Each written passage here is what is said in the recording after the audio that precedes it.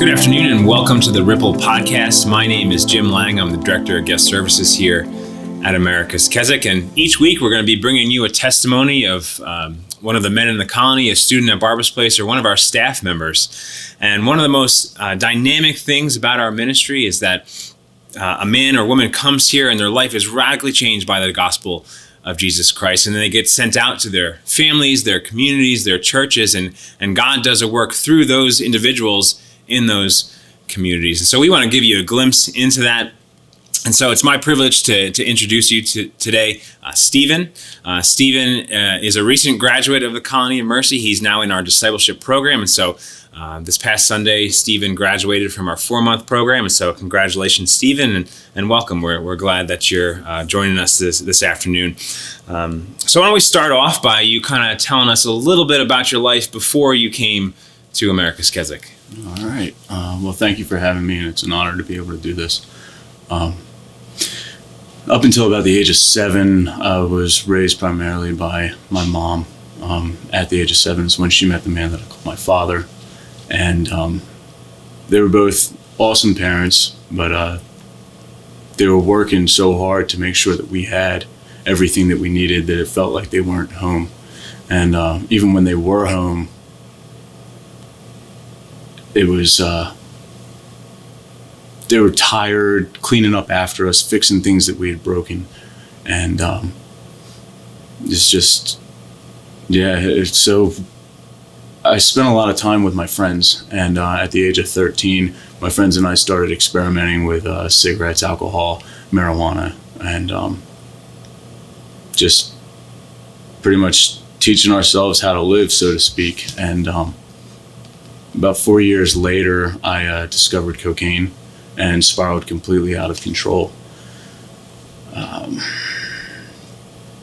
By the age of 20, I joined the Navy, and by the grace of God, I was able to step away from the drugs and everything just to be able to do that.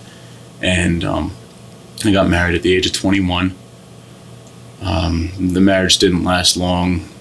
First compromise was with alcohol, and through that, bad decisions and infidelities. So I ended up going back to cocaine and spiraled even more out of control. 5 years later, ended up getting out of the Navy because of that. And after I got out of the Navy, I moved down to Florida, where I met Amber, who was the mother of our 3 beautiful children. So that was about the age of 25. And then 5 years later, once again, compromises with alcohol and just bad decisions led me to a point where I was barricaded in my home. Amber wanted nothing to do with me. I was barely seeing my kids. I didn't have electric, water, a job. My car had been repossessed. My house was in foreclosure. And it was just, I felt like I had lost everything that meant anything to me. And I wanted it all to end. I was using crystal meth and just absolutely doing nothing with myself at all. It's a very, very dark place. And so in all the chaos you kind of mentioned briefly, but what are some of the effects that had on your relationships, your addiction had on your relationships? Wow. On just about every single one of my relationships, it had either destroyed it, blinded me to it, or seriously damaged it, with the exception of the relationship that I had with my parents. Okay. And so your parents kind of play a part into how you got here, but tell everyone how you heard about America's Keswick. My parents were actually down in Florida visiting, and they became aware of exactly how out of control I was. And they had mentioned to me that my uncle had actually come through the Colony of Mercy here at America's Keswick back in 2005, I think it was. That's awesome. You can kind of see your uncle came through, his life was changed, and God then used your uncle's story to kind of bring you here. Now, did you have a relationship with your uncle? I did. He was actually one of the major role models in my life. And I remember picking him up from the airport when he got out of the Navy, and then learning most of what I know from him watching him go through his addiction. And then, after 2005, it was just completely different. Wow. So you hear about the Colony of Mercy. What was the driving force behind you actually coming here? What made you decide that I need to go there? Like I said, I spiraled pretty much completely out of control, and I was in that dark place.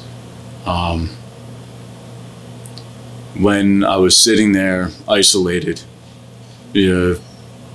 absolutely convinced that I had lost everything, and realizing that I was surrounded by things that didn't mean anything to me, God spoke to me and said, "Steve, you got to make a change here. You got to make a change."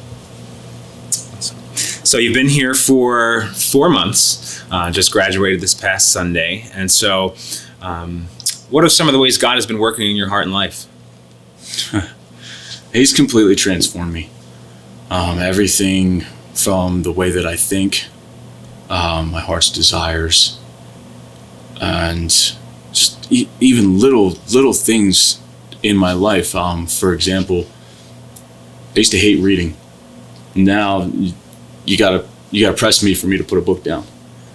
When I would read into the Bible, nothing in the scripture, it made sense to me. Now the messages are practically jumping off the page at me.